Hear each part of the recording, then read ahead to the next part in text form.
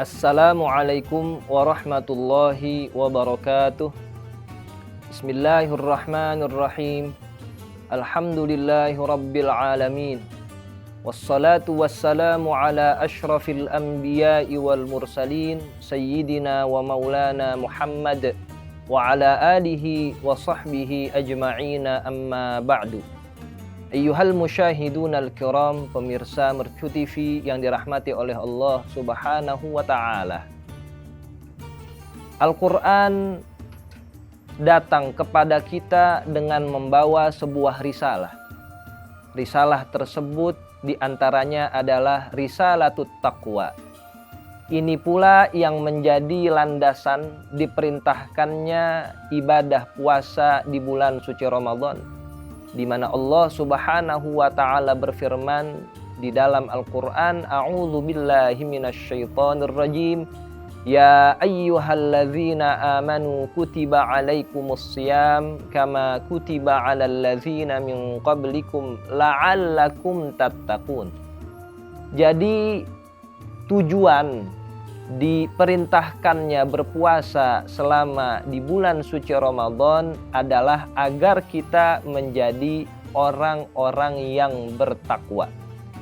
Ayyuhal musyahidun al-kiram, pemirsa Mercu TV yang diberkahi oleh Allah Subhanahu wa ta'ala. Orang-orang yang bertakwa memiliki ciri-cirinya tersendiri. Di antara ciri orang yang bertakwa adalah mereka yang meyakini dan percaya terhadap hal ghaib. Demikian berlandaskan firman Allah Subhanahu wa ta'ala di dalam ayat pertama dan kedua dari surat Al-Baqarah, di mana Allah Subhanahu wa ta'ala berfirman, A'udzu billahi minasyaitonir rajim. Alif lam mim. Dzalikal kitabu la raiba fihi hudal lil muttaqin alladzina yu'minuna bil ghaibi wa yuqimuna as-salata wa mimma razaqnahum yunfiqun. Quran ini diturunkan sebagai hidayah, petunjuk kepada orang-orang yang bertakwa. Siapakah mereka orang yang bertakwa itu? Alladzina yu'minuna bil ghaibi. Yang pertama disebut adalah mereka yang yu'minun, mereka yang percaya dan meyakini terhadap hal-hal yang ghaib. Ma'asyiral musyahidin, sahabat Mercu TV yang dirahmati oleh Allah Subhanahu wa ta'ala. Lalu pertanyaannya adalah, apakah yang dimaksud dengan hal ghaib dalam ayat tersebut? Apakah ghaib itu yang kita fikirkan tentang hal-hal mistis, menakutkan, hantu, dan sejenisnya? Ternyata yang dimaksud ghaib bukanlah demikian.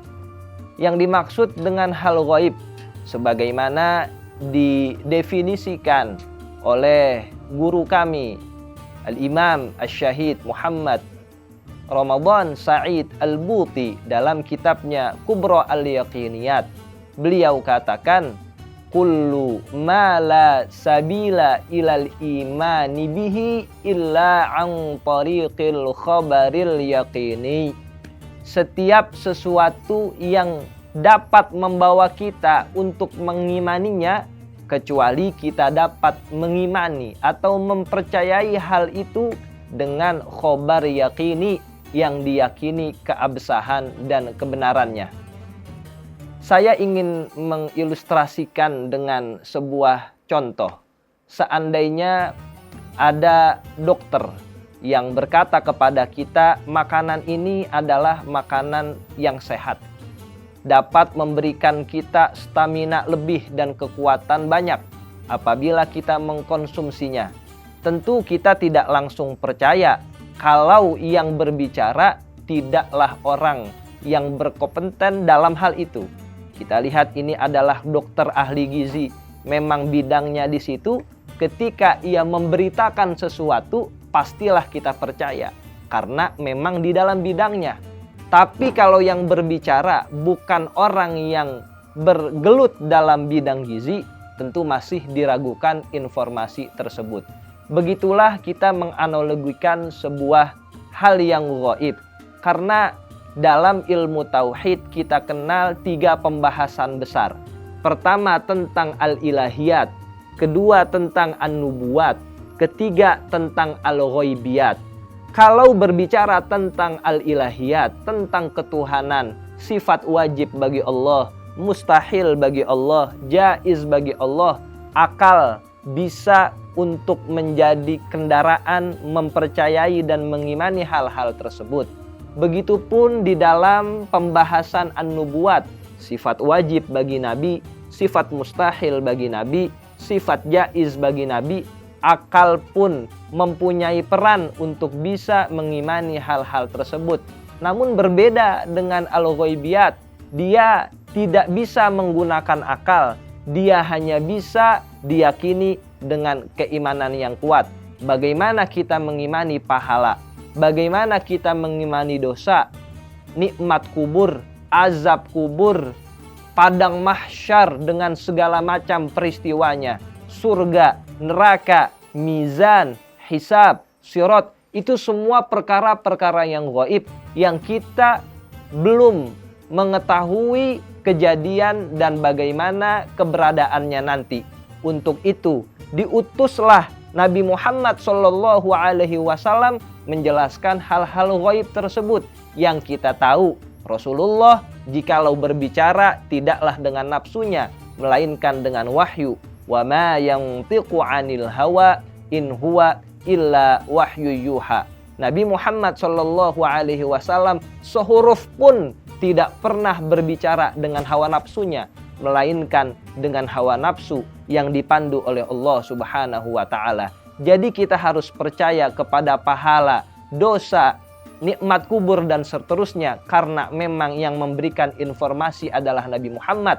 Sebagaimana tadi yang memberikan informasi gizi adalah dokter yang spesialis di bidangnya. Untuk itu selama bulan suci Ramadan, tingkatkan keimanan kita terhadap hal gaib, bahwa kita melakukan ini akan mendapatkan pahala, kita menjauhi ini akan mendapatkan pahala, kita bermaksiat akan melihat dosa, akan kita mendapatkan dosa. Meskipun pahala dan dosa tidak terlihat, tapi karena dengan iman terhadap hal gaib, kita bisa menjaga-jaga diri untuk menjauhi apa saja yang dilarangkan oleh Allah Subhanahu wa taala. Akhirnya kami ucapkan selamat berbuka puasa kepada sahabat Mercu TV sekalian. Mudah-mudahan Allah Subhanahu wa taala menambah keimanan kita kepada hal gaib, begitupun kepada Allah Subhanahu wa taala. Wassallallahu ala sayyidina Muhammad wa ala alihi wa sahbihi wasallam. Walhamdulillahi rabbil alamin. Wassalamualaikum warahmatullahi wabarakatuh.